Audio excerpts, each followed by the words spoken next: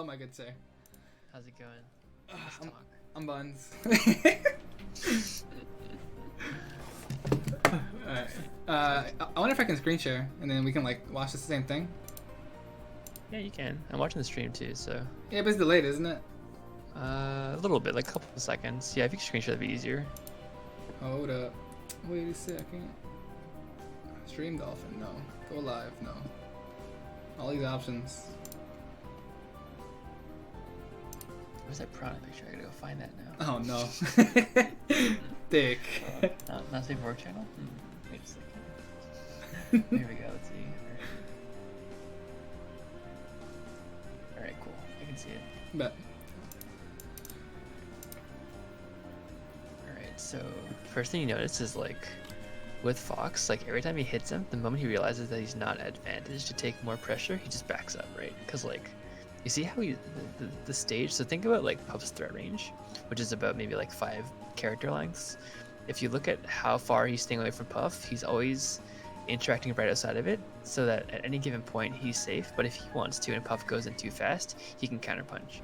One problem that a lot of Foxes have is if they stand too far away, you actually can't counterpunch Puff in any meaningful way, so you're actually giving her way too much control. So like the way he's standing here, Like you can see like at any point he can push back and take more space back towards 2 Saint. I saw what you meant though, even though he got hit. I know what you meant. Yeah. So here he's pushing because he's invincibility. And he's not giving stage. He's gonna leash him backwards. See, so as 2 Saint pushes, he's giving some stage back. You see, and at some point he makes the choice to push back and kick 2 Saint back off the stage. So he's gonna back up here. Okay. That was bad. It'd be like that. Oh, and he also. Let's oh my go. God. Why don't Puffs? Like, I don't understand why Foxes always tech the first up throw. Like, that's like such a day 1 tech trap. It really annoys me. People fall for that still. I just buff for tech, bro. I know what you mean though. I know what you mean. He goes high. Alright, let's see. Nice. Okay, so he takes a hit, right? So that's over. Takes some Spacing lasers was here. OD. Yeah, that's so good. See, he just threatens it, but doesn't necessarily go out here. Okay, he takes back center. And like, you see the game plan's simple, right? Like, Akla is technical, but he's not doing any of the technical stuff because he knows he doesn't have to. So he crosses it back up. Gets ledge. Okay, nice tech. So he's 74, right? So Akla's looking for the grabs and up smashes to even it out as fast as possible. He really doesn't want to get rested here because that's when Puff runs away with it. So you're probably going to see him go for some sort of grab here or some sort of up smash. Because the alternative here is getting Puff to like 80%, or like 120%, like up tilting, you're getting like a loose back here, which is way harder. And that's viable too, but you probably want to try to do the alternative version before you resort to that. So you see how he's not even shooting lasers anymore? Because he knows he doesn't want him at 90, because that's committing to another 25%. Damn, you really think he's like thinking all, like about all this shit? Dude, look, he just up smashed raw. You don't think he's thinking about that? Of course he is. Fair enough. Now he's at 115, so like now you can laser again. So I'd be surprised if he didn't start lasering again here. Yeah, so you should be lasering a little bit here because he wants him. And actually, up tilt kills here already. Yeah, so I was thinking the same thing. Up tilt. He did it there too. Yeah, but if he's at like 90, like 95, that's not close enough. So you expect like 2-3 lasers just to round it out to like about 100. To where you have like a kill option, you can like. Yeah. Fish So out. now you're exercising. You've introduced new kill options by those lasers, right? Lasers are there to round out your percents. It's not there to rack up the majority of it. Lasers, like, they put you where you want to be. So at 40, you get 1 or 2 plus a nair, as opposed to 2 full nairs, right? So here's lasering. He's gonna push back here, right? He actually, right, he's tech away, which I don't agree with, but okay. That up smash was questionable. Yeah, so he wants him at like 60, 70, right, for an early kill. Nice, that should be it. Nice. So you see how like you look for, you don't need to get any more percent than you have to against Puff, right? Like, you're here to kill Puff. Any extra like lasers that you don't need or like nairs that you don't necessarily need, or it's just more opportunity for Puff to get a cheesy rest or some up tilt or some nonsense, right? Oh, I say that one more time. Like any percent that you don't need, like say you're at 60 or at 65 and you've committed to getting the up throw, up air, whatever, like that's your kill option. Like you're looking for kill options at that point. You're not just looking for loose hits, because hits are just like a means to an end, right? You only get hits to try to kill Puff, and if she's already at kill percent, like a really extreme example is like, think about, say you're playing against like Falco Fox, and Falco's at like 300%, right? You're not lasering anymore because you know anything will kill at that point. Fair enough. Similar situation with Puff, where like you just don't want to interact because you already have her where you want her. Okay. So you see Puff's at 60, he's gonna just really milk this, right? He has 69, so he's at the kill percent here. 83 is still grab range. I'm not expecting to see any more. He might actually be willing because he knows Tuesday's going to be really wary of the up smash grab stuff. So you see how he's avoiding that space in front of Puff or Fox right now. The threat zone you were talking about earlier? Yeah, so he's just totally avoiding that space, right? So he might actually shoot some lasers here. Yeah, so there you go. There's lasers. He knows that Tuesday's too good to just, oh, never mind. I mean, that happens, you know, melee. Yeah, it happens, right? But the idea is like, okay, like, Consistency. if he's gonna do that, then I'm willing to shoot lasers. If he's gonna play that campy, then I am more content to shoot lasers and get 1 or 2 nairs because he's gonna be super risk averse, right? Which means it's gonna be more consistent for me to get those openings. And then it's hard to play around back air and up tilt and grab and up smash, right? At 120, it's extra scary. By the way, what do you think? Aklo literally takes mad long. He ices you out. Dude, I'm all about the W. No. He's like, can I use the bathroom? I'm like, really? I'm like, huh? You think Wizard thinks about that? He's just like, I don't know. He hides it really well if that's the case. you know. Wizard, always look at him, he seems brain dead. Yeah. He really does. He's like a vegetable. Alright. So BBB Ultimate Icer, is he? that'd be funny if he was. And what up, Coin? So you see how lame he's playing this? Like, he's really just keeping that space. Like, think about an invisible line between Puff and Fox, right? Okay. Puff wants to stay right outside that range until he wants to close. So you'll see him, like, burst and close distance really fast like that, and then he's going to back up again, right? I wish you played 2D fighters so I could talk about the concept of taking turns, but I don't think... Nah, well, I played Eunice. Like, okay, that's like so, blocks forever. So you understand what taking turns is, right? Yeah. Oh my god. Poor Tuesday. So my issue... So, alright, I literally grinded Eunice for 13 hours a day for like 3 days straight. No sleep. But, so my issue is my boy, he literally blocks everything forever.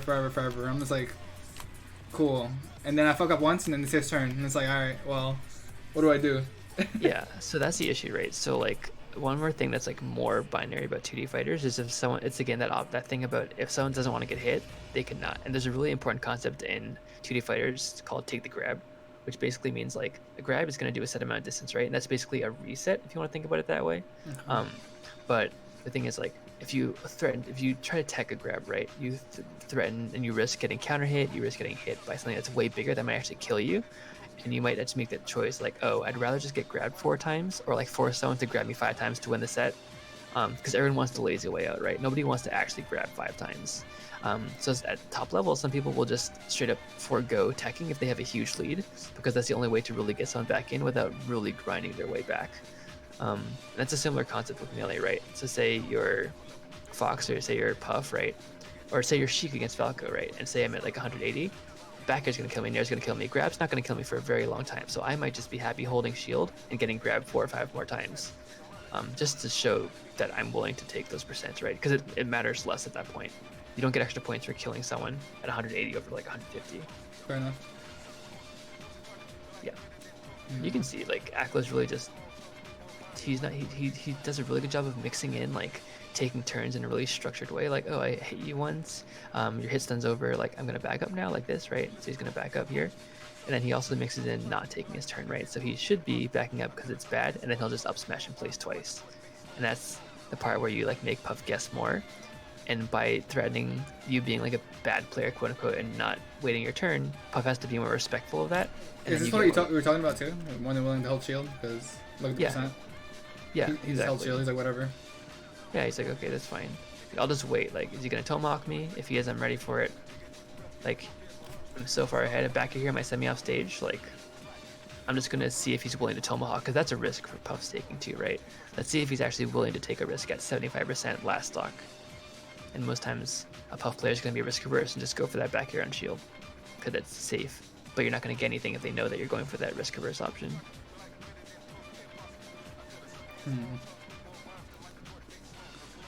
He was holding shield, so he could up smash out of shield since he was up so much.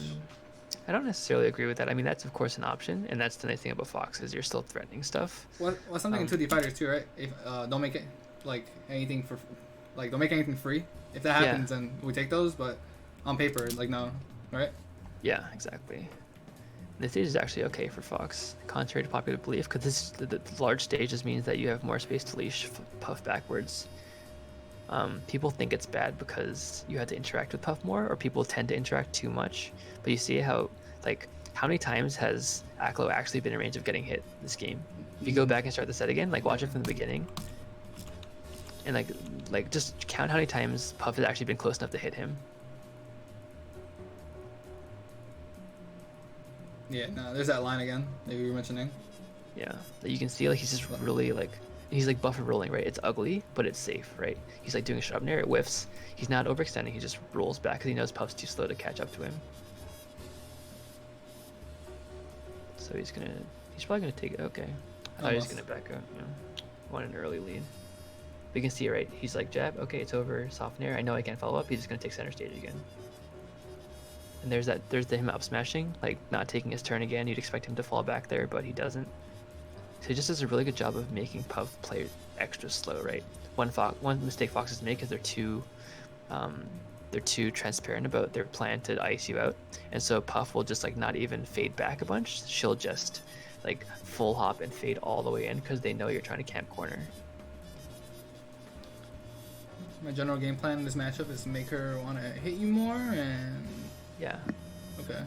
Yeah, and basically what Dan's talking about is basically just trying to get Puff to approach you more often so you can break distance. Because again, like I said before, Puff only needs to get hit when she is allowing herself to, and that happens when she approaches you. That's why it's so important in this matchup, especially to not fall behind. That was a rest, maybe? Not even. No, hell no. Never mind. It could have been if you read it. It's hard because like if you go up too early, the side B clips you. I'm thinking the percent. It's like he doesn't even have a lead to be going for rest. So he's at 84, so like he definitely doesn't want a laser here because, yeah, see, up smash. The 2-stage should be picking. He probably knows too, but the thing is like, it's hard because Fox is so fast. The thing is you would never see laser or nair there because like once you get him to 100, grab doesn't kill anymore and only up smash kills, so shield becomes that much stronger for Puff, and you've committed to trying to get 30, 44%, right? Fucking gets up. So you're better off just not interacting. Him getting up told me he gave up. He got worn down, I guess. Yeah, and this is attrition, right? This is literally like him just like making it like the whole match is just 2-stage chasing Fox, and then Fox like randomly deciding to nair and then like back up. See, so it's like give him stage, then give center.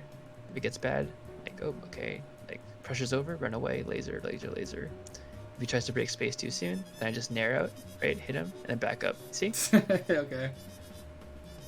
He could have like even went for the up smash there after fair, but he didn't even try it. Like yeah, he's up so much, and he knows 2-stage's tilted. So like, here I'll just like he's 63. I want him at 70 or 80 so I can up smash. So let's just hit one more soft nair or a couple lasers. Okay, they're the lasers.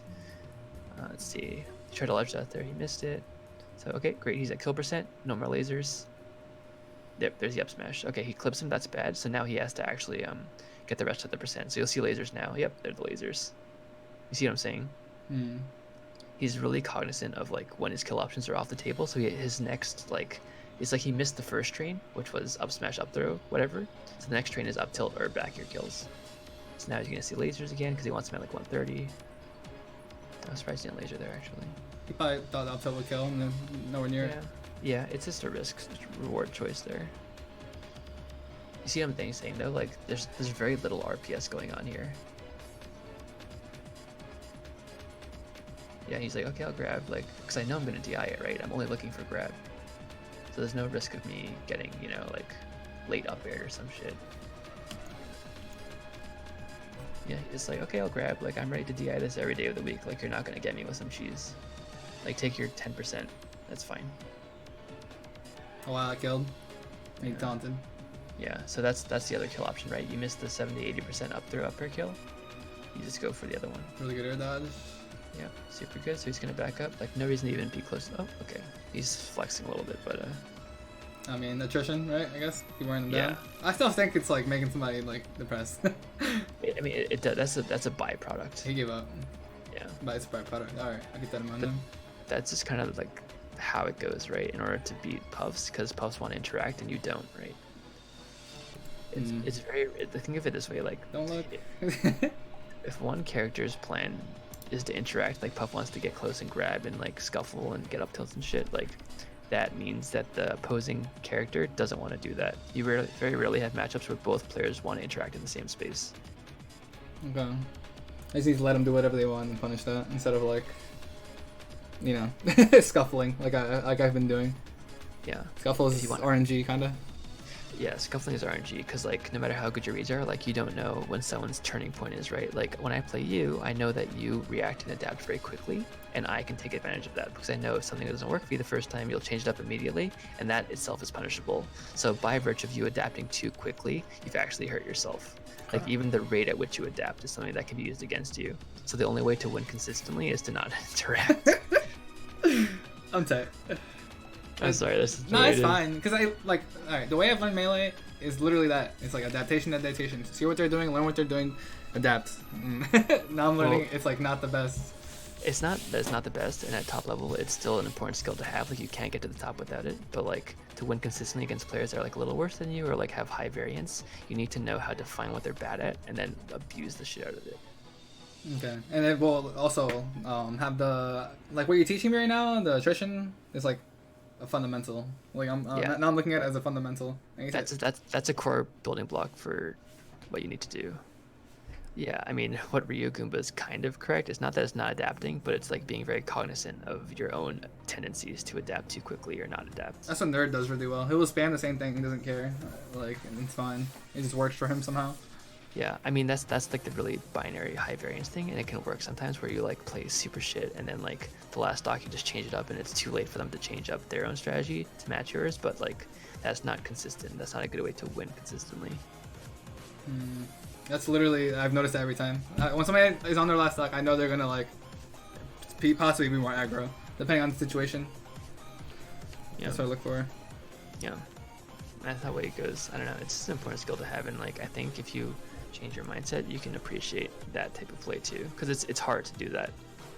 It takes a lot of mental fortitude, and it's not easy to like play attrition-y. I don't know. I've literally only done it in situations where I was just better than the person, and that's really it. So it's not like, you know, it's not like I like waited them out every fucking time. Sometimes I get bitched at a lot because people tell me, oh, I only go for reversals. So whatchamacallit. So that's why I focus on the adapting thing. So punish out options just clean, like every time. Like Wild will yell at me for that. I think you should definitely work on playing floaty matchups and like just working on leashing, keeping that space, and then like playing to very specific percents. Like there's a really nice thing about that matchup is that like it can be extremely methodical, and Puff can know your plan. Like there's no doubt in my mind that Tucson knew what Akko was going for. But if you mix it up efficiently, and that's the RPS that you're looking for, right? Like, am I just going to stay in place and up smash, or am I going to start being lame again? Like, that's the RPS that you can do, and it's uglier, but it's still RPS.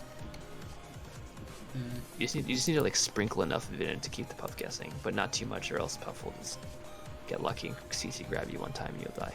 Alright, also, I don't want to sound cringe, but, so people lately have been telling me that I play like Mango. And like randomness or like the way I go in and out of pressure and shit like that, whatever. But like, I see him just go in. You know what I mean? Like, what do you think of that? He's not just going in. That's the thing. Like, okay. He's not. Oh no, absolutely not. Like, watch the last set of him versus Zane. Like, people only see that because they're not looking for other things. But Mango's like actually one of the most adaptive and like methodical players. Nah, that I see, but. But the thing is like his pressure is also extremely safe, right? Like he is going in, but he knows how to cover himself in a way that most Falcons don't. With this one? There's one of him at GTX, or... Oh, that one? Jesus. I think that's the one he's got pooped on. Well, Birthday Bash he also got pooped on.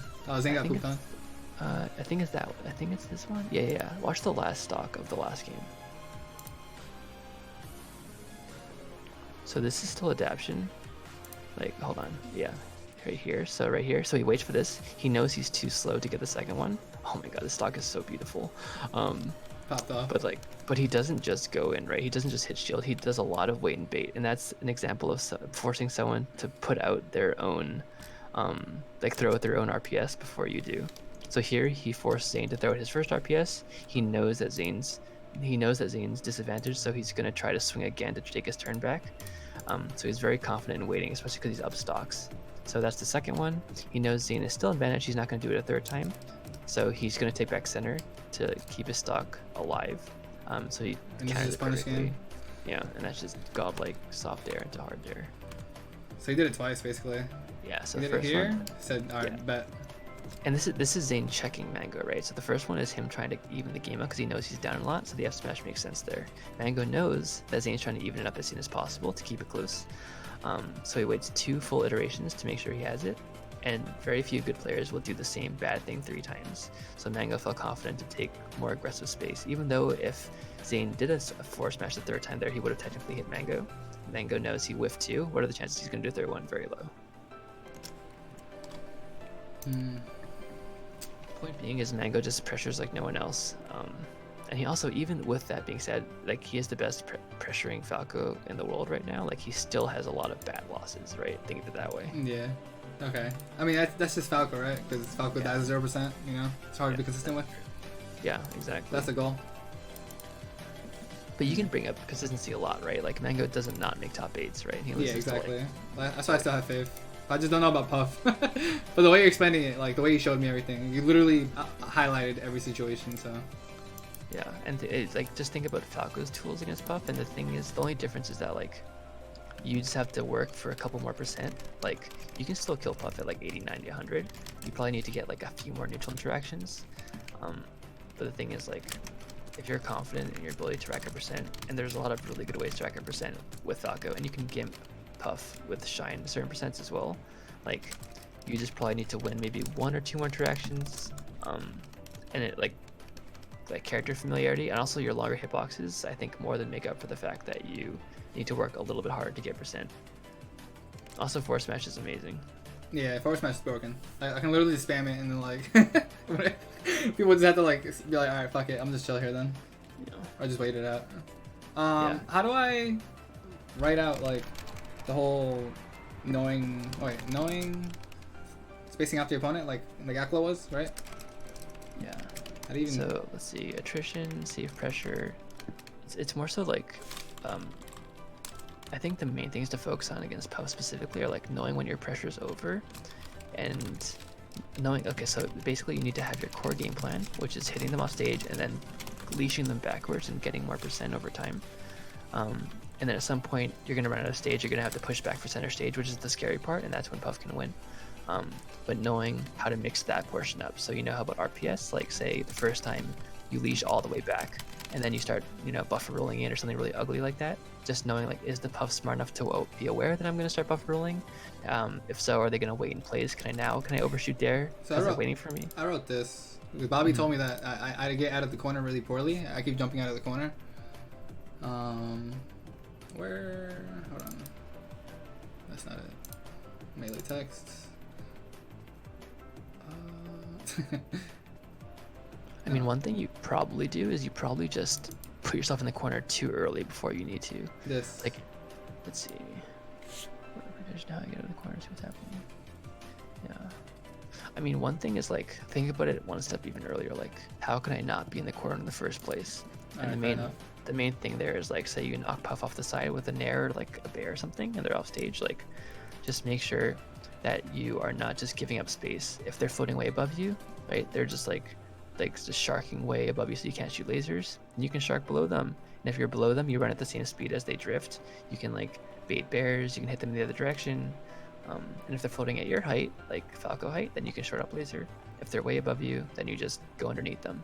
So this explains the concept of Falco having a rubber band tied to him, tied to center stage. This red line is the rubber band. And anytime you're gonna do anything, like you always end up going back, right? I'm not. Yeah, I mean that's just the concept of keeping center, which I agree with. Oh, okay. I don't know. I think that's fine. That's sort of what you're saying. Like it applies, right? To the corner. Yeah, it applies. It's more so just like making sure you don't get knocked off too early. Okay. Well, that's the main thing you're concerned with. I follow the rule of if you play in the corner, you're gonna lose some. Yeah, I mean I wouldn't play in the corner against Puff because it's not like you gain anything from being in the corner, right? It's strictly bad for you. Fair Like enough. you're not gonna gimp puff like having your back to the wall. You're not gonna be like, back throw dare. It's just not gonna happen.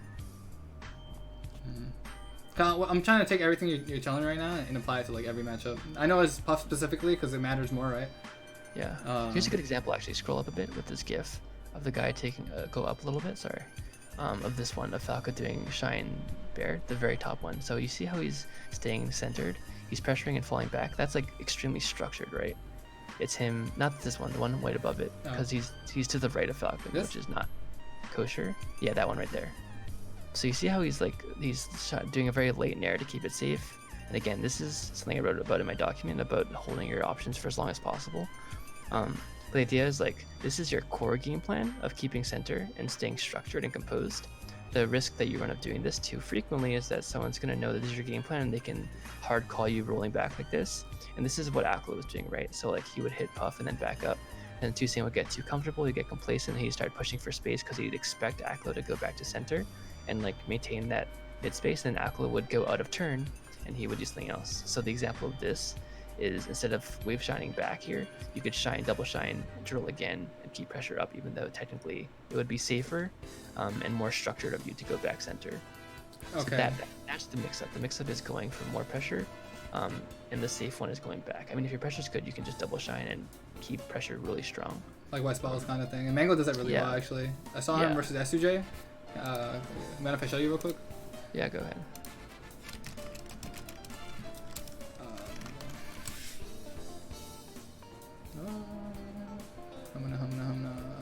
Is it this? I want to say it's this. I think it's the last game.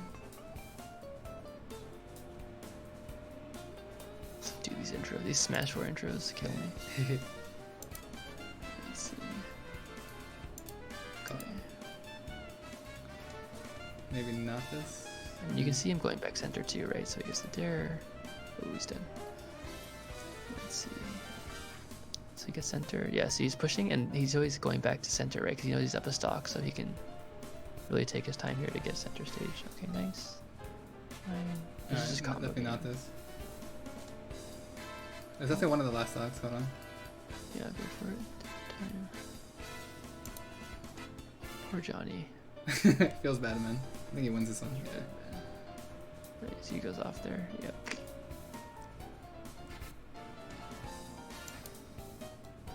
Dude, it broke my heart when a Falcon won the swag bracket, or they beat out like Nico and Rio beat. Oh. Stomp knee. Yo, Nico is popping off. He has some like sick combos. Dude, he's so creative and innovative. It's so sad when like the riffraff are just like stomp knee. I found it. Yeah, this is great, right? Because like even if Falcon roll is so bad that you can literally react to it, and you can just overshoot your dare there and get back center anyways. So this is a bit of a specific example with Falcon. Alright, let's see. This right here. Bam, bam, bam, bam, bam, bam. Yeah, you see how he ended up back center though? Like the ultimate resting place after his pressure was to the left of Falcon. This isn't it, by the way. I remember him killing him off of it. But this is sort of like how it happened. Did this before. But you see that, so go back a second. Actually, that's a really good example. So shine, to go frame by frame. Yeah, shine. Let's do it slow. Yeah. And then here, you see that his last shine is to cover tech in. So it's shine, and then he goes left all the way, right, to cover the roll in potentially. And that's two-pronged, right? He's covering roll in, which is way more likely. And in the worst case, that Falcon rolls to the right, he's still at center stage. So like people talk about Mango's pressure and like his like aggressiveness, but like it's always structured and like staying consistent. Okay. Let's see if I can find that shit. I think that might have been it. Basically, that's literally what it is, I guess. The way he pressures. Shit's broken, dude. Fucking Dan in chat, stomping is sick. Get the fuck out of here, chain grabbing all shit. Talking to me about chain grabbing. He's like fucking sweating over the counter pick button on best of 5. I'm good at best of 5, I don't know why. Maybe it's because you can chain grab spaces to death. Okay. You know what they say? 12 and over, you get chain grabbed. Yeah, pretty much. That's literally the percent. Yeah. Anyway, that's basically it. Like, I'm not saying that you have to give up like your RPS style because I think that's really important. I need to mix it up. Against good players, but like if you want the consistency and you want to like the point of winning consistently is like learning what your opponents are bad at. It's not about reading your opponent better because like there's no world where you're gonna like it's not a binary scale. Like it's not like you're a better adapter, quote unquote, so you'll always just win more adaptions. First of all, like punish scheme is skewed, so that's one thing. Second thing is like some adaption styles are just better than yours, right? Like your style would beat a lot of players that I struggle against because you adapt quickly. I happen to have good plans against different styles of adaptation, so like against you I tend to do pretty well because you have a very stagnant type of adaptation, which is like something doesn't work once, you switch it up very quickly. You very rarely go for the same option twice if it didn't work the first time because you're hyper aware of what you're doing, but that in itself is punishable, right? So it's not a matter of like if I adapt better I'll just continue to get more. Like in order for that to be viable you would have to like have a bunch of very thoroughly fleshed out adaptation styles that beat other styles, but that's just not feasible. That's what I've been aiming for the whole time. Yeah. I'm like, alright, if I see everything, if I play so many people and see everything the character can do, I'll be able to, you know, counter everything. But I guess not. It's not possible. You can get very close, and like that'll carry you into being a lot of good players. But there's always going to be like that one guy who just like gets a hard read with Puff, and like you win 80%, and then he reads your roll in one time and he rests you. Timelines. Yeah. I don't want to think of. That's matchup understanding, right? That's like understanding interactions, which is like a really cool part about Melee, I think. Personally. That's why I'm pro wobbling, because like it really emphasizes like that that dichotomy of like I have a really linear game plan, but if you have a game plan that's too linear, then you run the risk of Nicey's hard calling you out with like a bad option that beats your one really, really good option. So that's what you meant. Well, I've been learning how to play against Ices. Like, Slug linked me a few things, and I studied it for a while. Yeah. And I played Frostbite on F-Play. Cool, Frostbite. Yeah, he's good. He was winning a lot of them, and then I adapted, or I applied some of the things from the doc. Mostly just double jump back, and then making him come to me, like literally what we're talking about. Yeah. And I did a lot better. I was like, okay. So I guess I need to apply those concepts to like every matchup as like a fundamental, like a core value, like you said. Like I said, it's like a scale, right? So Puff specifically, like the ability to attrition is much more important and emphasized in that matchup, but it exists in other matchups too. Yeah. And like adaptation also exists in the Puff matchup, but it's like in the form of like, do I take my turn now or do I take it at center stage or all the way back at the edge? Okay. You're fighting for position the whole time, really? Or like not to give something up for free? Yeah, it's like you want to, like, Puff has to earn every single bit of space that she takes back, right? Against Falco, like if she's going on the ground, she has to take 6-7 lasers, right? Or like power shield them perfectly. If she's going to go high, then you can shark underneath her and you can force her to go down to the left or right of you. Because she's above you, that's disadvantage. It's that sort of thing that you have to be very aware of. Because at its core, like, if I was to tell you, like, hey, like the matchup Falco Puff, if you the first one to 100%, like regardless of killing, wins the matchup, would you feel better about it? Wait, we'll say it one more time. If like Falco Puff was like determined by who got to 100% first, as opposed to who kills. Like say if someone like kills you off the side of the stage, whatever, you just come back to center and like it's determined by who gets 100% first instead. Would you feel better about that matchup? I mean, it would make more sense. I can rack up the damage. Meanwhile, she's winning more percent. I mean, more. She gets a lot more. Easily, like she gets more kills, but not percent, right? Yeah. And so that just shows you that like neutral doesn't matter that much because like she can win fewer neutral interactions and still win the game. Okay. which is why you have to like minimize the amount of times that you RPS with her. Okay. I mean, yeah. All right. You putting it like that makes all the difference. The fuck, bro. I'm sorry. I had to be the one to tell you this. God, don't worry, I'm a Puff ally, alright? I'm a Puff secret agent. I don't want any Puffs to succeed. Puff fucking secret agent. Pro HBox. I'm a super spacey apologist. I'd rather have spaceys win every tournament.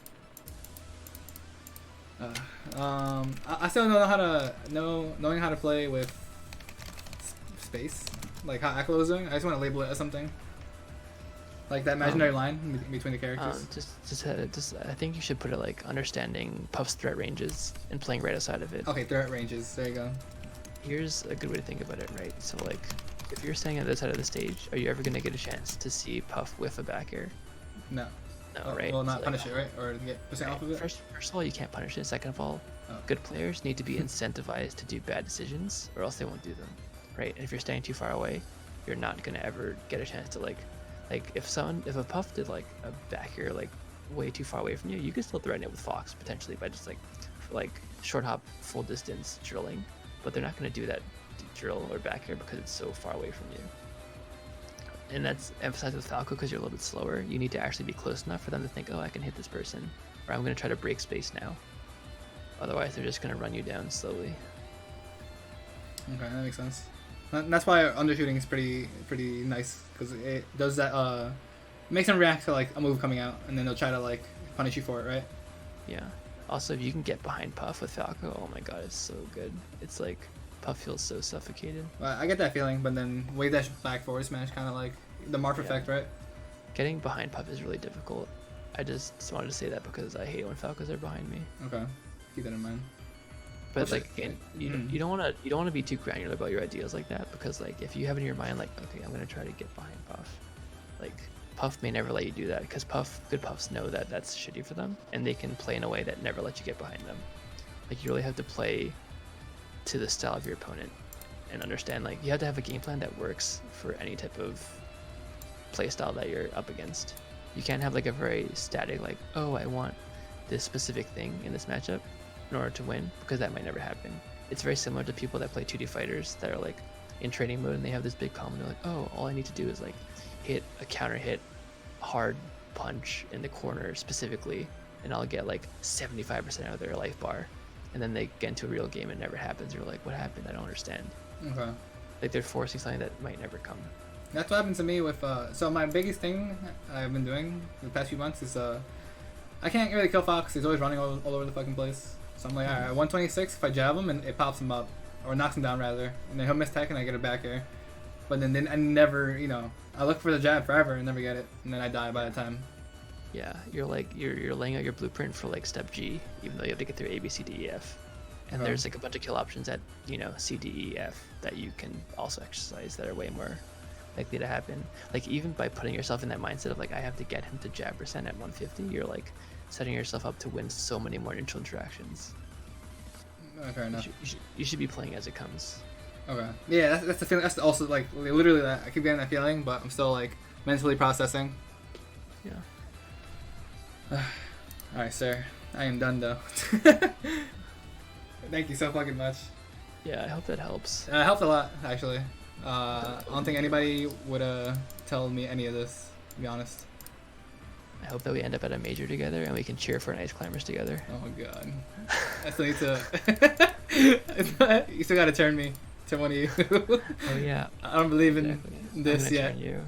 I'm gonna wait till you see a Puff and you'll be like, ooh, this Puff is playing so well. I can't wait. Oh, quick shell. If anyone wants a VOD review or something, I do them for free. So if you want to send me your VODs, feel free to. I'll be happy to do it on stream and I'll like timestamp it and send it to you guys. This is the man. This is the man you want. I've been going into the streams. I've been telling him to teach me forever, but he finally came in. No, he did it. Now I'm top 10 in the world, boys. It's over. It's a wrap. I'm standing by ranges. All right, I got work tomorrow, so I'm gonna brush and like chill and listen to your stream for a few more minutes, and I'm gonna go to bed. All right, homie. Yo, thanks so much, bro. Of course, anytime. Let's play again soon. Hell yeah, brother. All right, peace. Deuce, deuce.